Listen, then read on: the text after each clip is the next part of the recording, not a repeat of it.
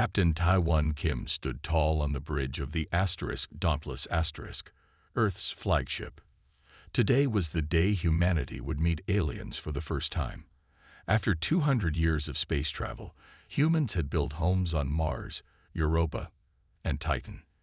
They had mining stations on asteroids and research bases on distant moons, but they had never met another intelligent species. Until now.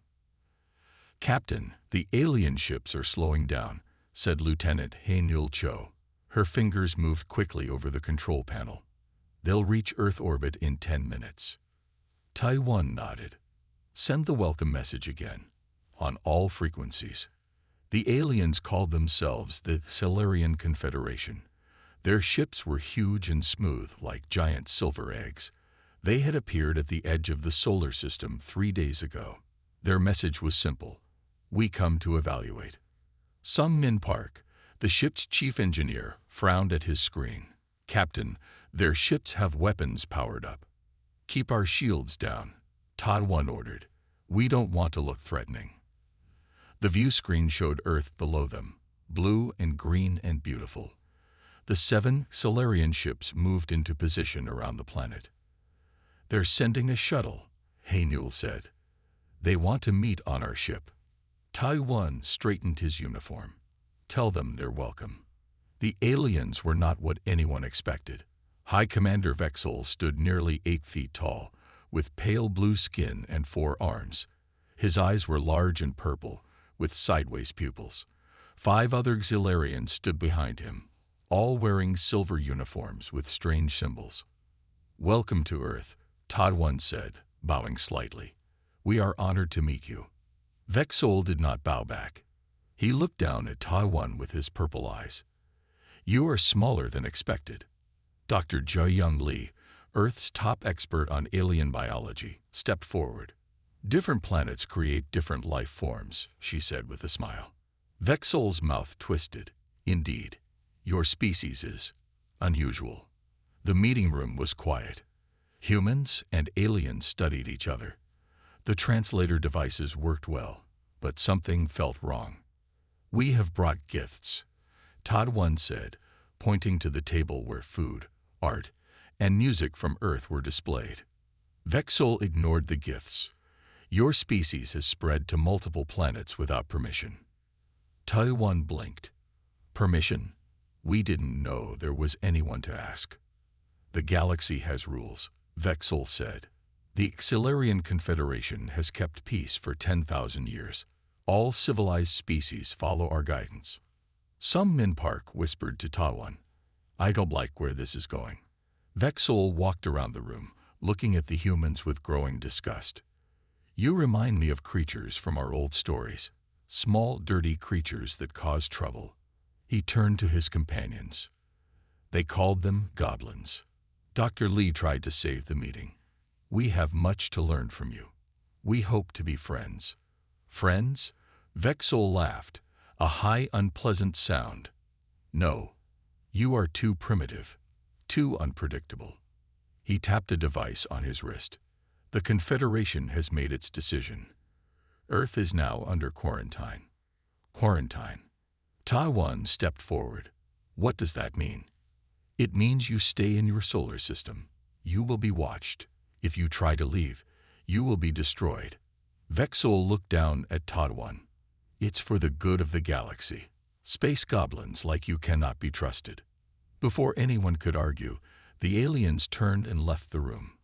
From the observation deck of Earth's orbital defense platform, Sung Min Park watched the Solarians set up monitoring stations around the planet. "They think we're pests," he said to Dr. Lee, who stood beside him. "They're afraid of us," she replied. "Did you notice? They evolved in easy environments. Everything about them is precise, controlled. We're the opposite." Sung Min nodded slowly. "Humans had to fight for everything. We survived ice ages, plagues, world wars." "And that scares them," Dr. Lee said. On the main deck, Captain Taiwan Kim was planning. Earth would not stay trapped for long. Humans had always found ways to overcome challenges. "If they think we're space goblins," Taiwan said to his crew, Then maybe it's time to show them what goblins can do. Across Earth and its colonies, humans began to prepare. The aliens weren't ready for Earth's space goblins. And they never would be. 6 months had passed since the Accelarians put Earth under quarantine. Their monitoring stations circled the planet like silver eyes, always watching. No human ship could leave the solar system without being seen. But the aliens had grown lazy. Their patrol ships followed the same paths every day. Their scanning systems looked for the same things. They thought humans were too simple to be a real threat. They were wrong. In her lab beneath Seoul, Dr. Jae-yum Lee studied the aliens. Screens showed data about Accelarian biology and behavior. "Captain Kim," she said when Taiwan entered the lab, "I found something important." Taiwan looked tired. For months, he had been fighting with Earth's leaders about what to do next. Some wanted to attack the aliens. Others wanted to beg for mercy. "What is it?" he asked. Jae-yum pointed to her screens. The Accelarians evolved on planets with plenty of food and few dangers. They never had to adapt quickly or solve hard problems. "So they're soft," Taiwan said. "They're advanced but not adaptable," Jae-yum corrected. "They can't understand how we think because their minds don't work like ours. They don't expect the unexpected." Taiwan smiled for the first time in weeks. That could be useful. On Earth's main space station, engineer Sung-min Park was building something in secret. His workshop was filled with parts from old satellites and stolen Accelarian technology. "Will it work?" Lieutenant Hae-Nul Cho asked. The young pilot had been helping Sung-min test his creation. "It has too," Sung-min said, wiping sweat from his forehead. "The Accelarians can detect our normal ships from far away. But this one," he patted the small, strange-looking craft. "This one is different. The ship was designed to be invisible to Accelarian sensors. It used their own technology against them, bending light and masking heat in ways the aliens didn't think possible." Taiwan called it the Goblin Scout. Communications specialist Hyun Woo-kang had spent months listening to Accelarian transmissions. His small office was filled with equipment, some human, some modified from alien tech. "I can understand about 60% of their language now," he told Taiwan and Sung-min. "They don't just talk with words. They use light patterns and electrical signals too." "Can you speak it?" Taiwan asked. Hyun-woo shook his head. "Not well. But I built a device that can fake their identification codes."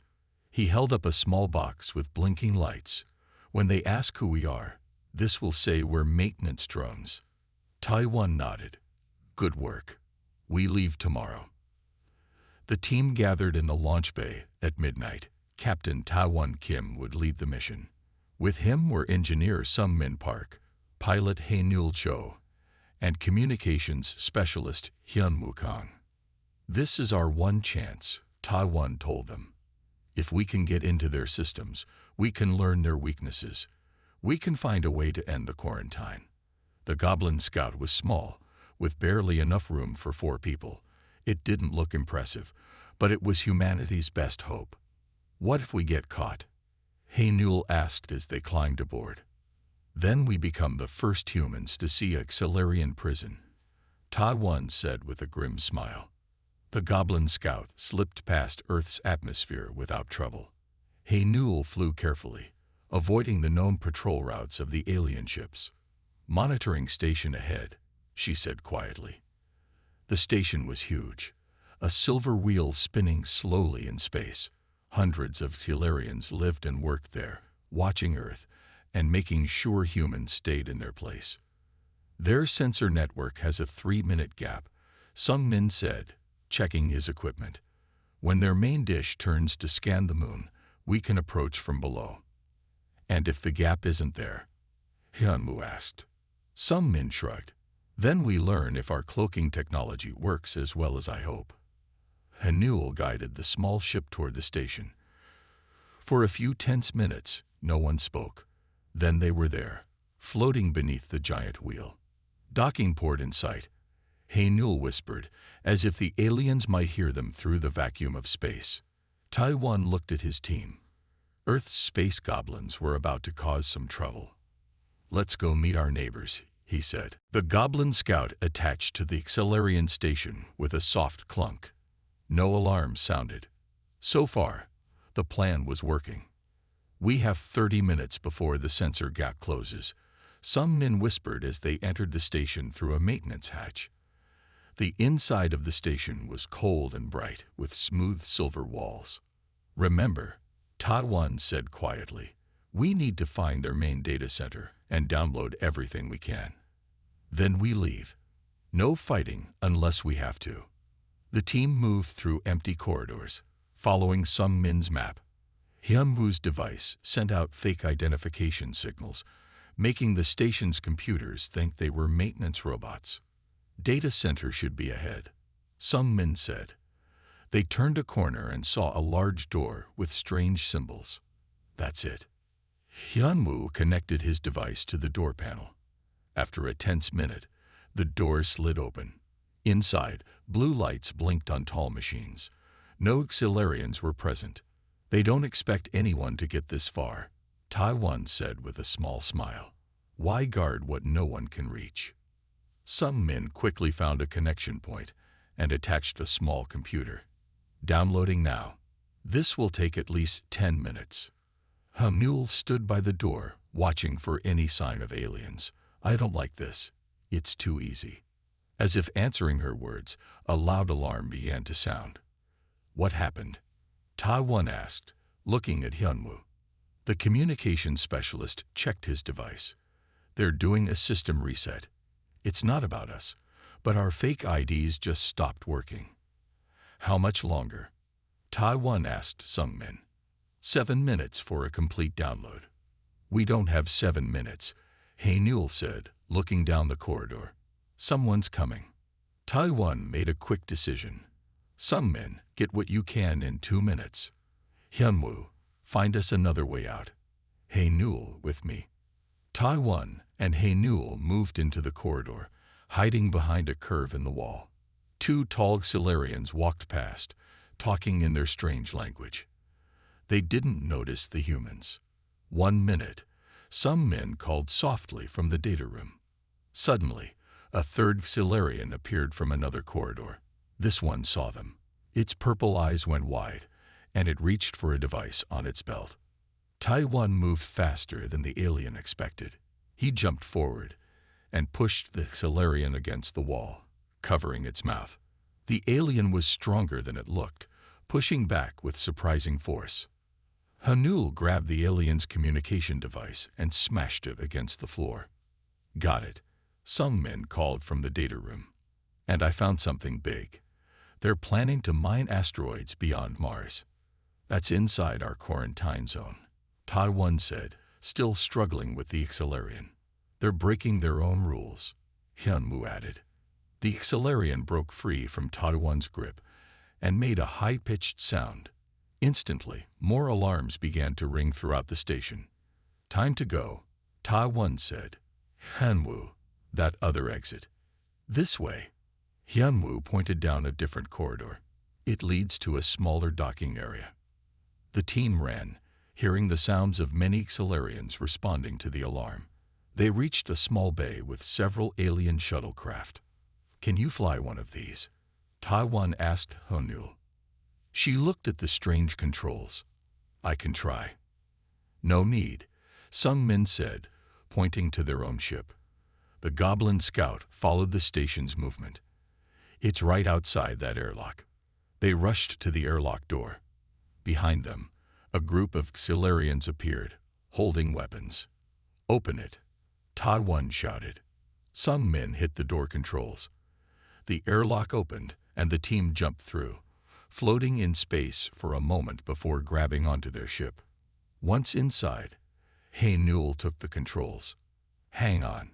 The Goblin Scout shot away from the station just as energy beams began firing at them. The small ship shook violently. "Our cloaking system is damaged," some men reported. "They can see us now." "Then we outrun them," Haynul said, her hands moving quickly over the controls. 3 Xilarian ships launched from the station, following the Goblin scout. "They're faster than us," Hyunwoo said, watching the screens. Hanul smiled, "But they're not used to high gravity." She turned the ship toward Earth and accelerated hard. The force pushed everyone back into their seats. The Xilarian ships followed, but as the gravity increased, they began to fall behind. Their pilots couldn't handle the pressure that humans had evolved to withstand. "We're going to make it," Taiwan said, looking at the data they had stolen. "And now we know their secrets." The Global Defense Council room was filled with Earth's leaders. On a large screen, images from the stolen data showed the Xilarian plans. Director Jun Ho-yoon stood tall as he addressed the room. "The Xilarians are breaking their own rules. They plan to take resources from our system while keeping us trapped here." Captain Ta-won Kim stepped forward. "There's more. We found a list of other planets under quarantine. Worlds with species the Xilarians think are too unpredictable to join their confederation." "So we're not alone," Jun-ho said. "No, and I think we should contact these other species." Taiwan looked around the room. "Together, we might stand a chance." Some leaders shook their heads. Others looked afraid. "It's too risky," one said. "If we're caught trying to leave our system again, they might attack Earth." Dr. Jae-young Lee spoke up. "The Xilarians think we're primitive. They don't expect us to work together with others. That's our advantage." After hours of debate, the Council made its decision. Earth would reach out to the other quarantined worlds. 1 month later, Dr. Lee led a small team on a secret mission. With her were Tata-won, Sung-min, and a new member, Cultural Lays and Min Ji-ba, who had a special talent for understanding different cultures. Their ship, an improved version of the Goblin Scout, moved quietly through space. They had passed the quarantine line 3 days ago. So far, no Xilarian ships had spotted them. "First stop is the Velderi homeworld," Minji said, looking at her notes. "Insect-like beings with a hive mind. The Xilarians quarantined them because their group thinking was too chaotic for the Confederation." The ship approached a small rocky planet. Its surface was covered with tall, crystal-like structures. "They're sending a message," Hyunwoo said from the communication station. "It's strange. Many voices speaking as one." Minju listened carefully. "They're cautious but curious. They've detected our ship but see we're not Xilarian. Tell them we come as potential friends," Ta-won said. "We share a common enemy." After tense negotiations, the Velderi agreed to meet. Their representatives were tall, with shiny exoskeletons and compound eyes. They moved with perfect coordination, as if sharing one mind. "The Sky Rulers keep us here," the Velderi said in their strange, multi-tone voice. "They fear what they cannot control. We found a way past their monitors," Taiwan explained. "And we want to build an alliance." The Velderi were quick to understand. They had been developing their own technologies in secret, focusing on efficient engineering and swarm tactics. "Together, we may stand against them," the Velderi agreed. Over the next 2 weeks, the Earth team visited 2 more quarantined worlds. The Norax were amphibious beings with strong warrior traditions. They lived on a water world and had refused to give up their fighting ways when the Xilarians demanded it. "We fight with honor," their leader told Taiwan. "The Pale Ones have none." The Zenith were the strangest.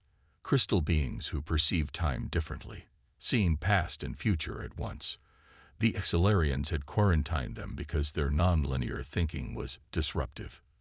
"Your coming was seen," a Zenith told Minji. "Your victory is possible, but not certain."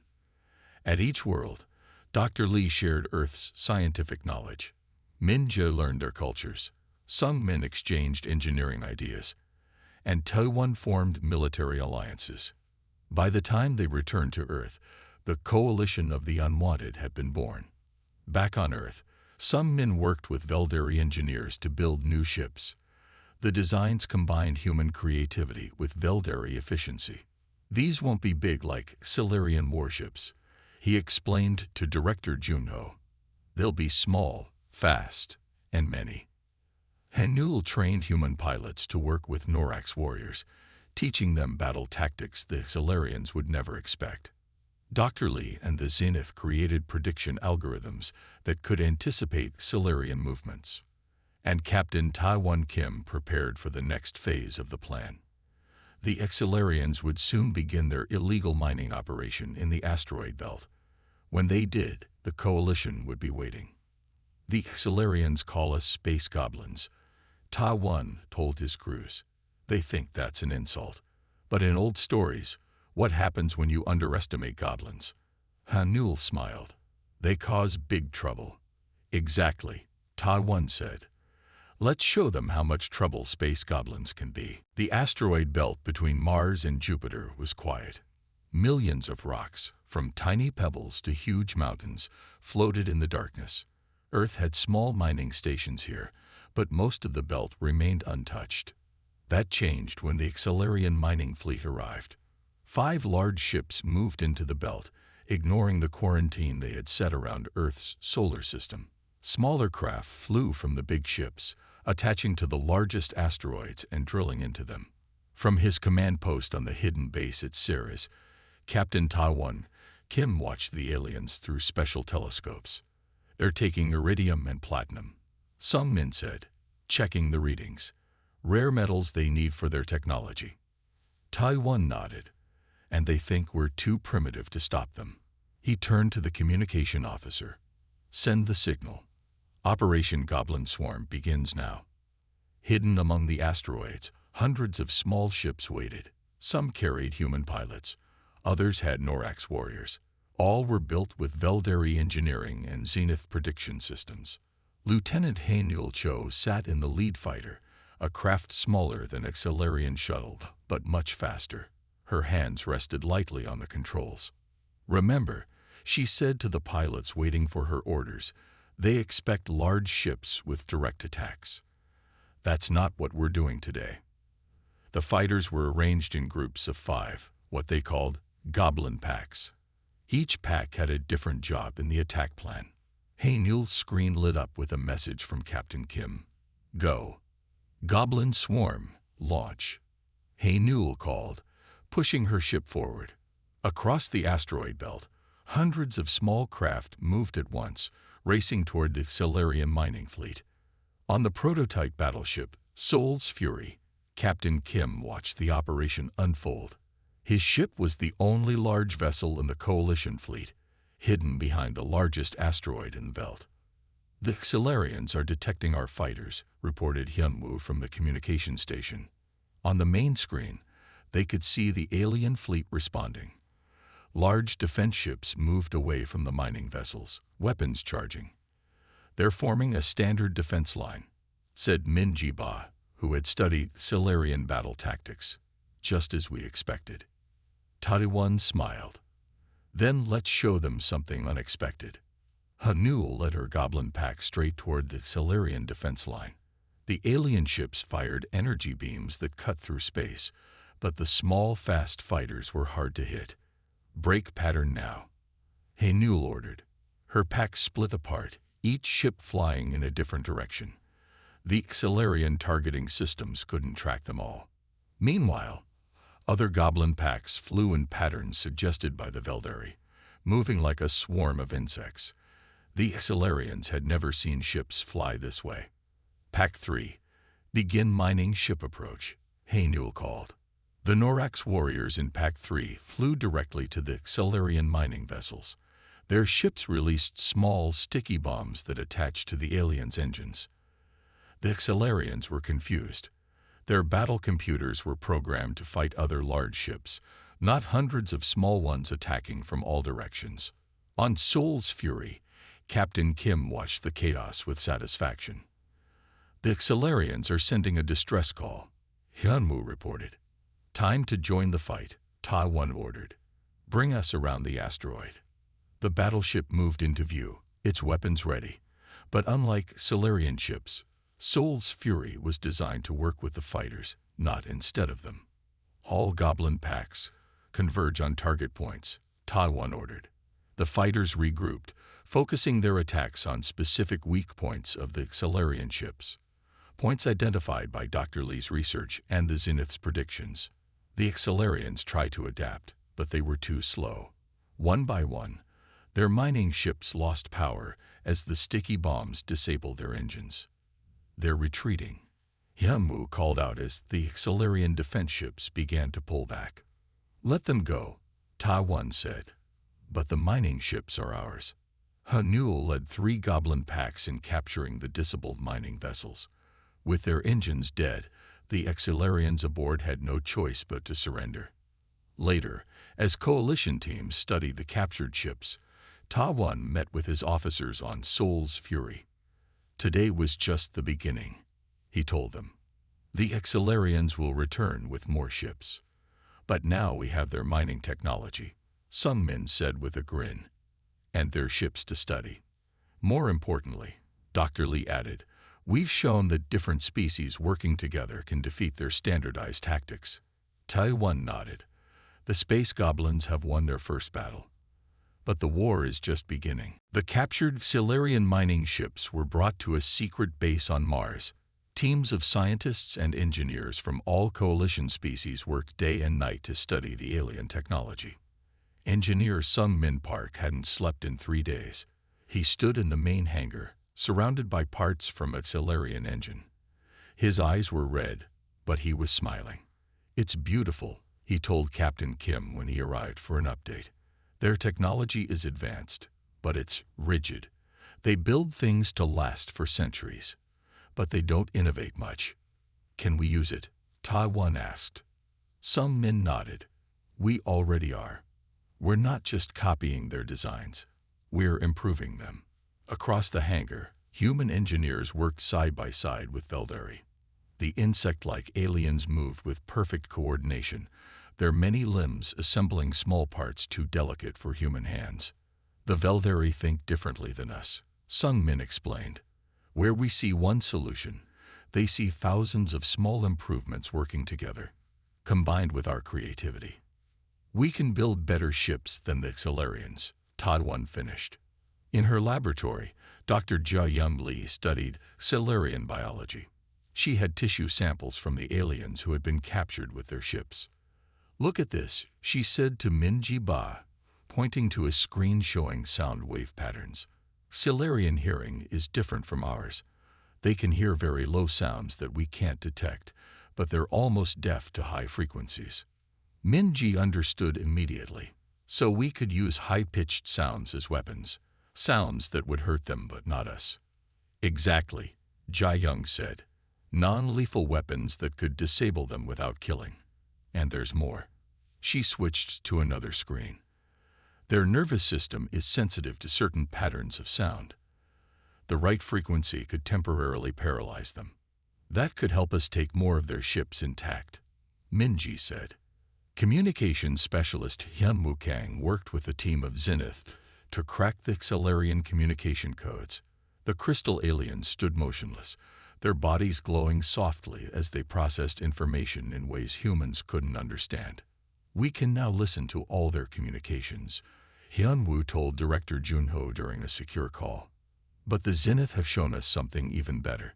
We can send false messages that the Xelarians will believe come from their own commanders. That could cause chaos in their fleet, Junho said. Yes, sir. And with the Veldari's help, we've built devices that can jam their targeting systems. Lieutenant Hae-Nul Cho trained new pilots using simulators based on real Xelarian ships. Human and Norax pilots learned to fly together, combining Earth's speed with Norax precision. The Xelarians always attack in the same patterns, she explained to a group of cadets. They don't adapt quickly. But we do. That's our strength. One of the Norax warriors, with blue-green skin and webbed hands, demonstrated a flying technique impossible for Xelarian ships. The maneuver involved quick turns that would crush most pilots under the G-forces, but humans and Norax had evolved in higher gravity environments.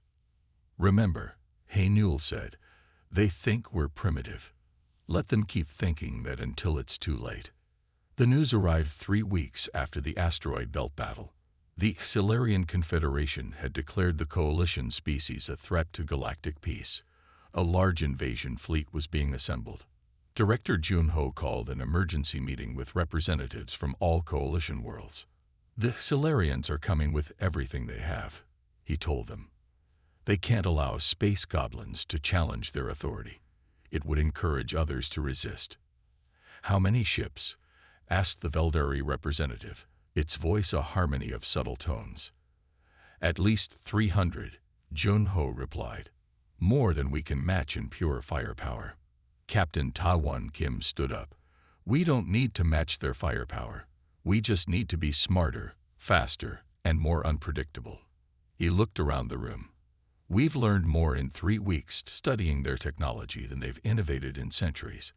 They think they're coming to put down a rebellion. Instead, they'll find themselves facing the most adaptable species in the galaxy.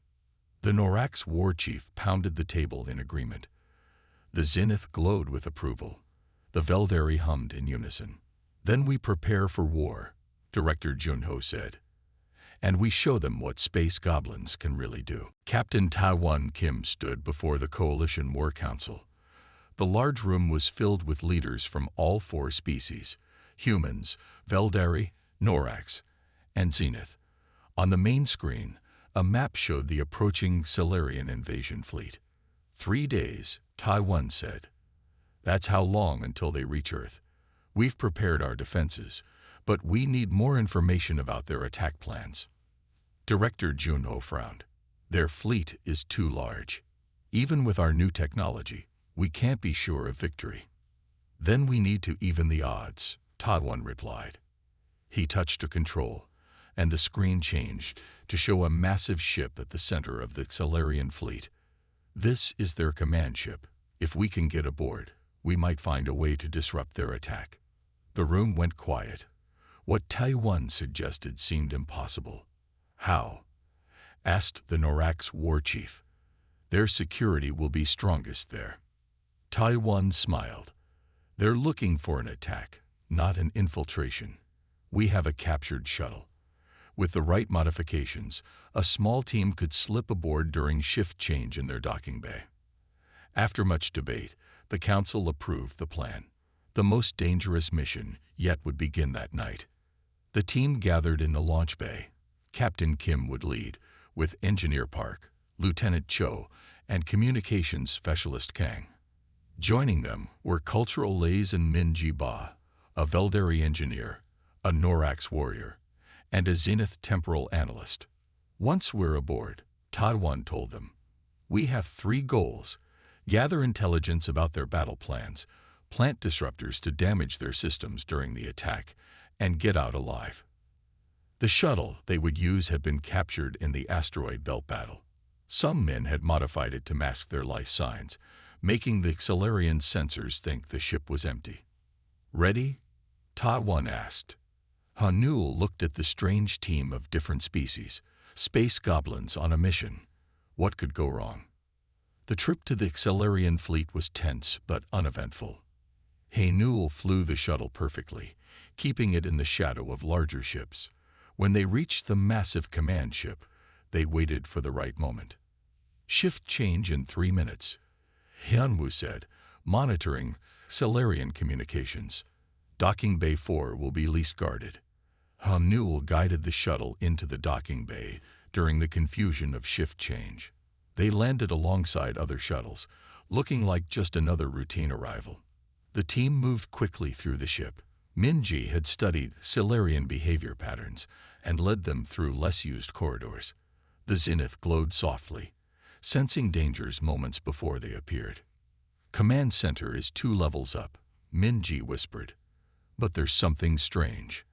I'm noticing tension among different Xilarian species. They're not as united as they seem. They reached a data terminal where Sung Min and the Veldari engineer connected their devices. Downloading their battle plans now, Sung Min said, and planting the disruptors in their communication system. Hyunwoo studied the data as it came through. This is interesting. The Xilarian Confederation is having internal problems. Several member species are unhappy with Silurian leadership. Our resistance has made things worse for them. That we can use, Taiwan said. The zenith suddenly glowed brighter. Danger approaches, it said in its musical voice. A door slid open, and 3 Silurian guards appeared. They saw the intruders and reached for their weapons. The Norax warrior moved with surprising speed. He knocked down 2 guards before they could fire. Taiwan hackled the 3rd. More will come, Minji said. They'll sound the alarm. We have what we need, Sung Min said, disconnecting his device. Time to leave. They ran back toward the docking bay, but found their path blocked by a security team. Alarms wailed throughout the ship. This way, Haenul said, pointing to a maintenance tunnel. The narrow passage led them toward the docking bay, but more guards were closing in. The Norax warrior took position at a junction of corridors. Go, he said to Taiwan. I will hold them here. We don't leave anyone behind, Taiwan argued. The Norax placed a heavy hand on Taiwan's shoulder. The mission matters more than one warrior. My people must be free. Go. With a heavy heart, Taiwan led the others away as the Norax warrior turned to face the approaching guards. They heard the sounds of fighting behind them. The team reached the shuttle and took off, escaping the command ship just as fighters launched to pursue them. The Norax gave his life for us, Minji said softly. For all of us. Taiwan nodded. And we won't waste his sacrifice. We have their battle plans now. We know their weaknesses. He looked at the approaching Earth. The real fight is about to begin. The day of the invasion arrived.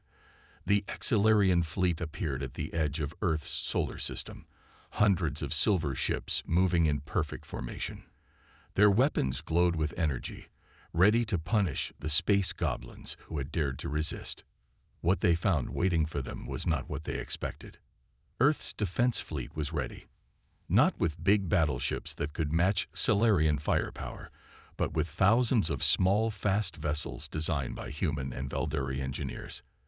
The space around Earth sparkled with ships of all 4 coalition species, arranged in patterns that made no sense to Solarian battle computers.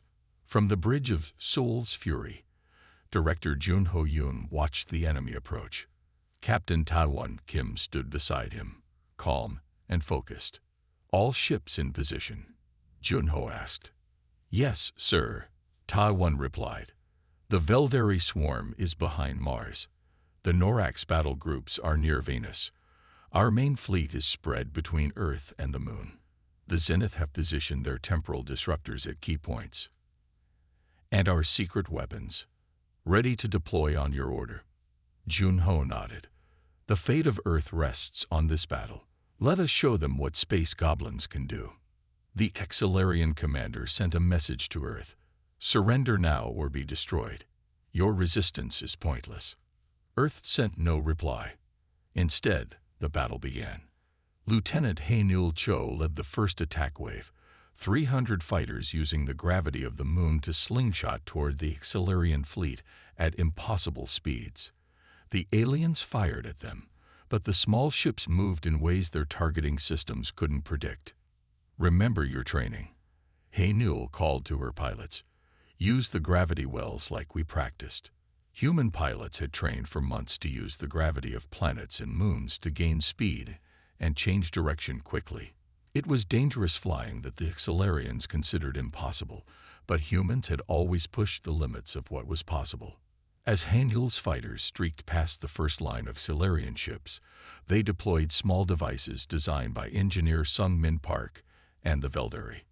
These devices attached to the hulls of enemy ships and began broadcasting the high-frequency sounds that Dr. Lee had discovered were painful to Solarian hearing.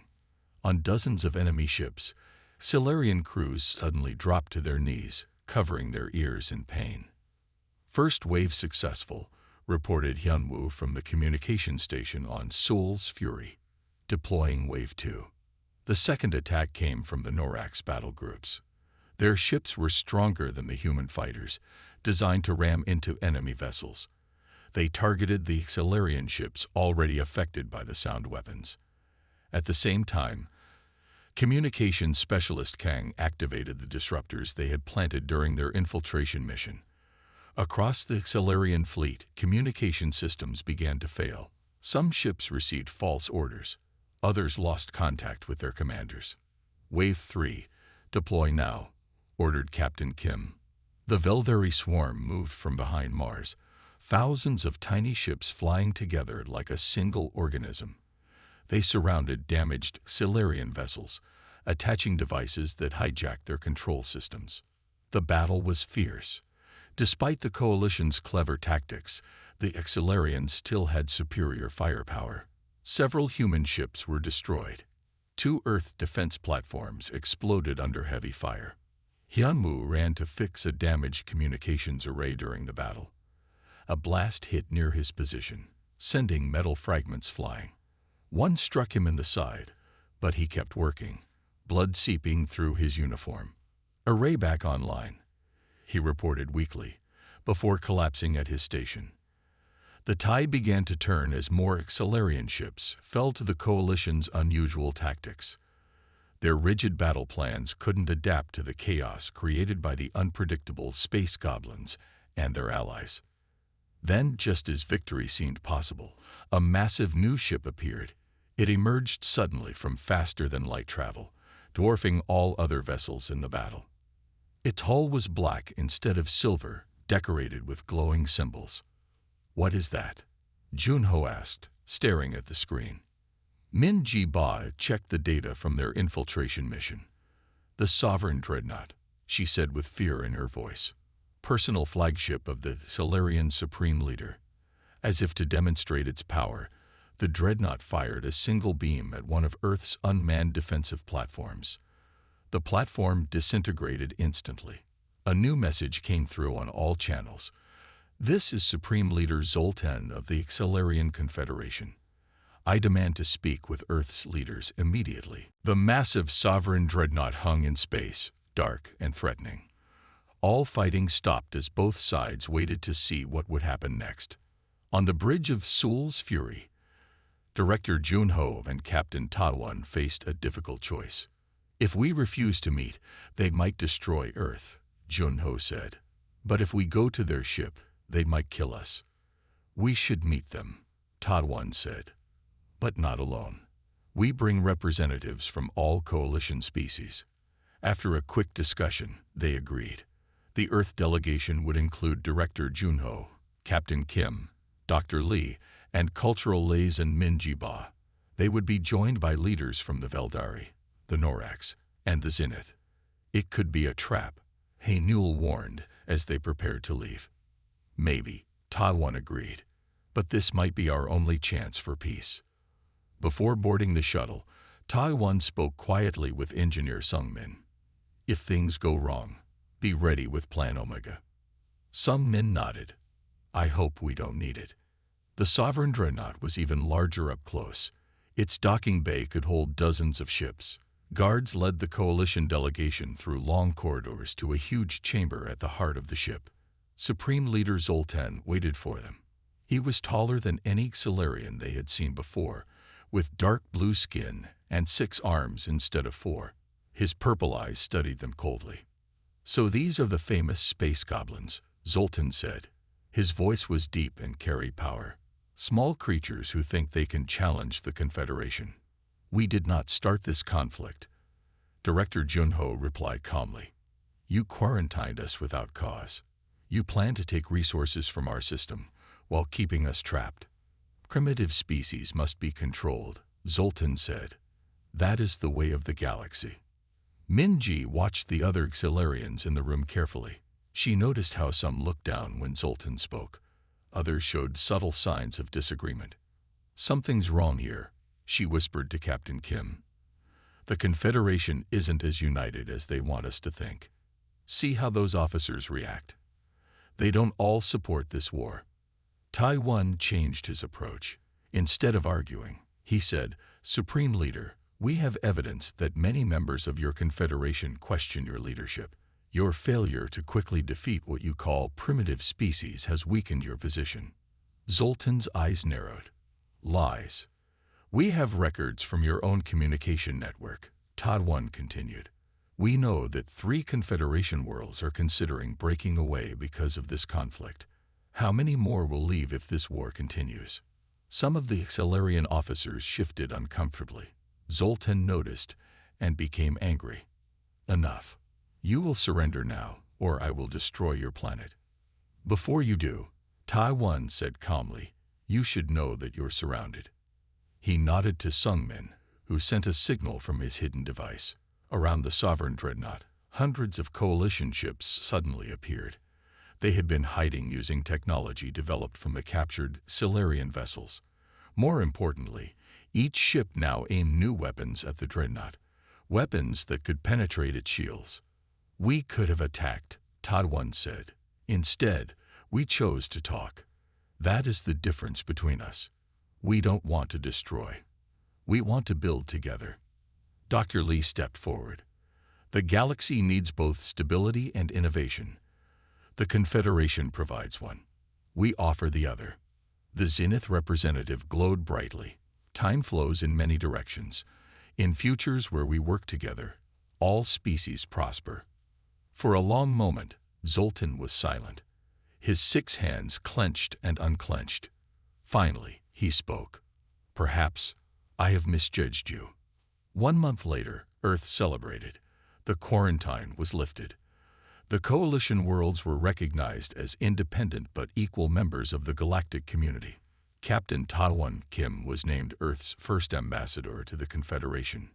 Engineer Sung-Min Park led a new research team combining technologies from all species. Lieutenant He Newell Cho trained pilots from across the galaxy in her flying techniques.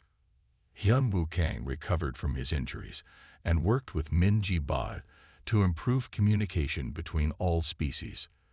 Dr. Lee established programs to share scientific knowledge. In the Great Hall of the new coalition headquarters on Earth, representatives from dozens of worlds, including reformed Accelarians, gathered to celebrate peace. They called us space goblins, Tai-1 said in his speech. They meant it as an insult, but we proved that being different isn't a weakness. It's our greatest strength. The Veldari representative spoke next, its voice a beautiful harmony. The universe was not ready for Earth's space goblins. Now, it cannot progress without them. And across the galaxy, the age of the space goblins had begun.